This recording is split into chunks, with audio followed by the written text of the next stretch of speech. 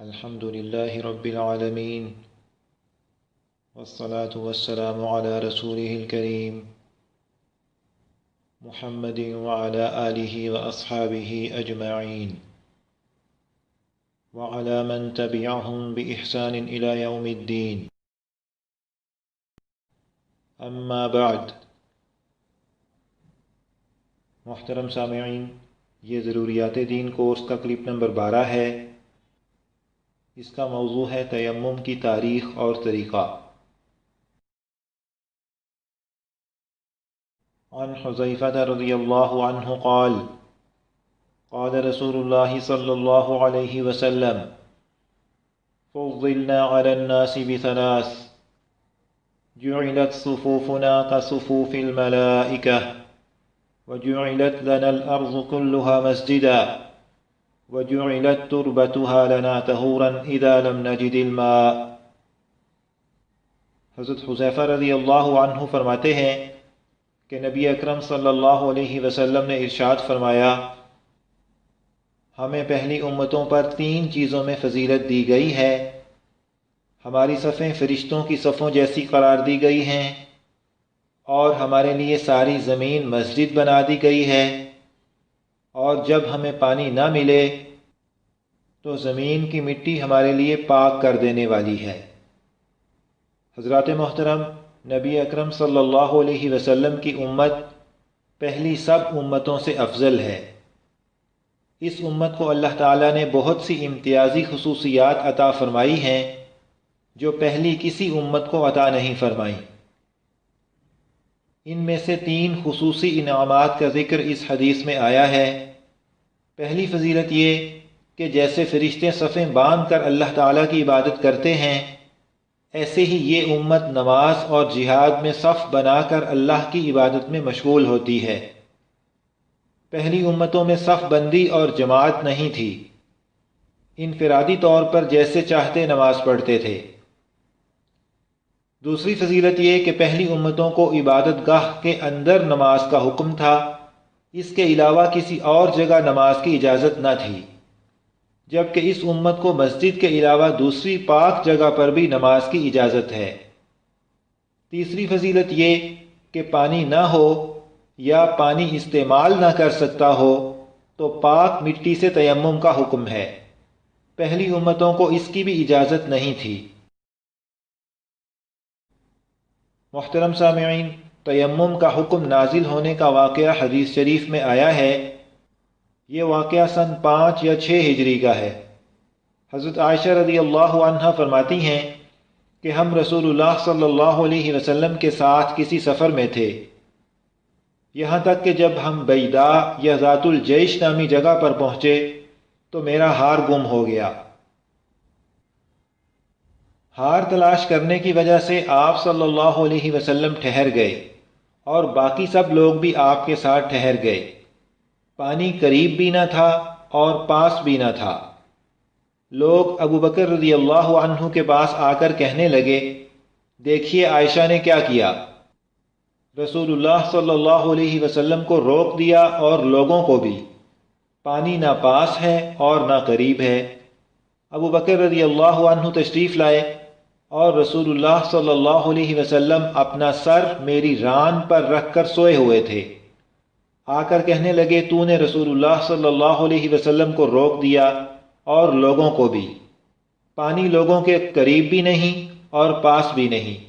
حضرت عائشہ رضی اللہ عنہ فرماتی ہیں کہ ابو بکر رضی اللہ عنہ مجھے ناراض ہوئے اور جو اللہ نے چاہا کہا، اور اپنے ہاتھ سے مجھے پہلو پر مارنے لگے، اور میں ہل بھی نہیں سکتی تھی کیونکہ رسول اللہ صلی اللہ علیہ وسلم میری ران پر سر رکھے ہوئے سو رہے تھے۔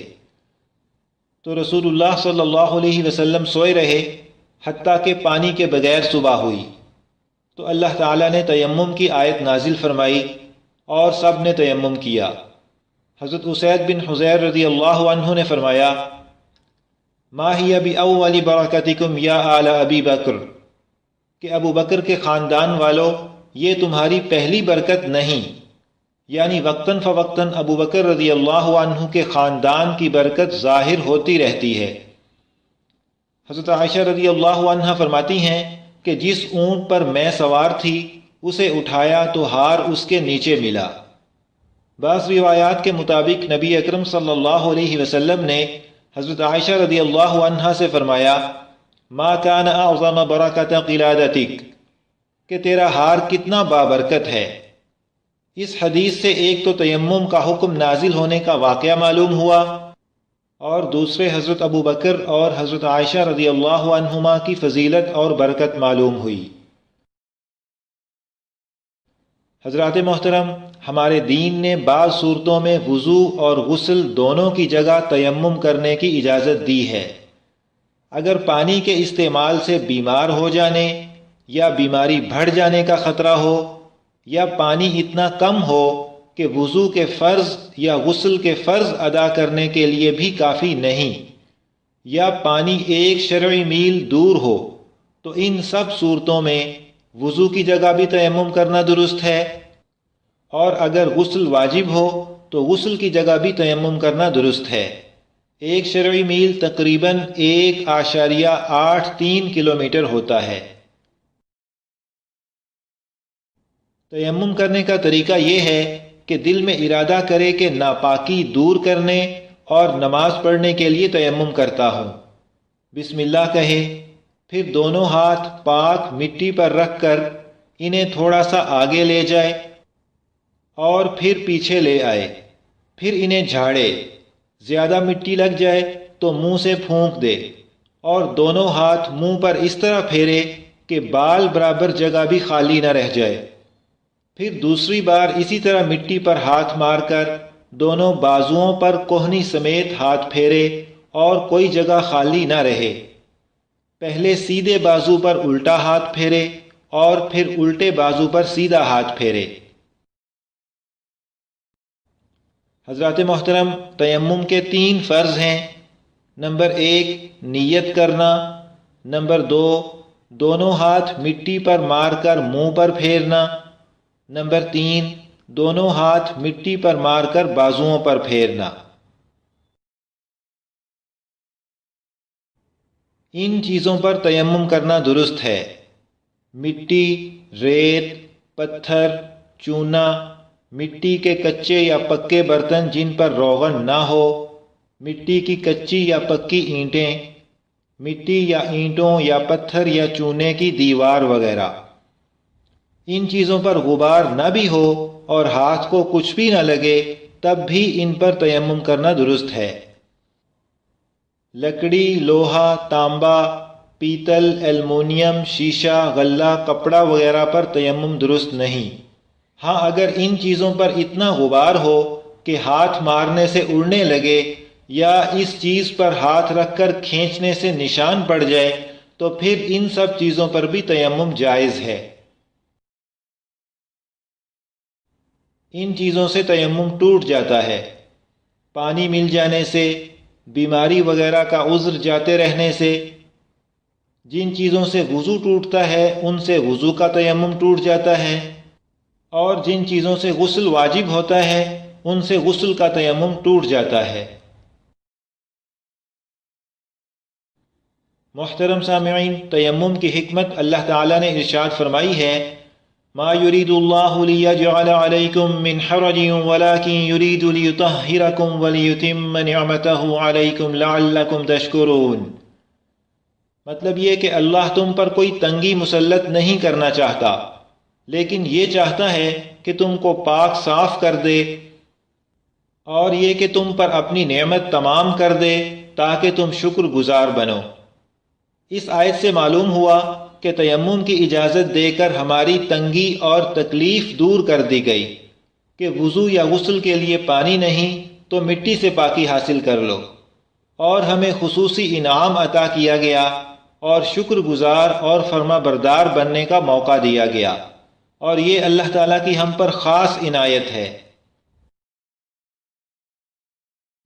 یہاں ایک سوال ہو سکتا ہے کہ وضو اور غسل میں ہم پانی استعمال کرتے ہیں جبکہ تیمم میں پانی کی جگہ مٹی استعمال کرنے کا حکم کیوں دیا گیا؟ حالانکہ پانی گرد و غبار دور کرتا ہے اور مٹی سے بدن پر گرد و غبار لگ جاتا ہے، تو پانی کی جگہ مٹی کیوں آئی؟ اس کی ایک وجہ یہ ہے کہ مٹی ہر جگہ آسانی سے مل جاتی ہے۔